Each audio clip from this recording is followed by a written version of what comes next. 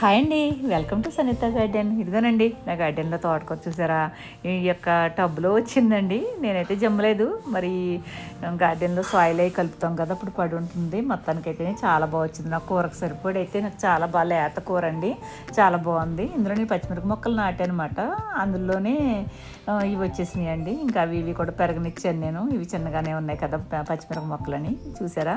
మరి నా కూరకు సరిపడి ఈరోజు నాకు సరిపడి నాకైతే ఆకుకూర వచ్చేసిందండి. హెల్దీ అయిన కూర, ఏ మందులు కొట్టలేదు, ఆర్గానిక్గా తోటకూర. ఇలాంటి కూర అసలు దొరుకుతుందంటారా మనకి?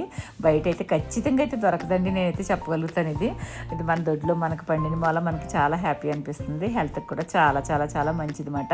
చూసారు కదా ఎంత హెల్దీగా ఉందో, ఎక్కడ కూడా ఏ ఒక మరి పురుగు కానీ ఏం పట్టకుండా ఉంది. లేత కూర అండి.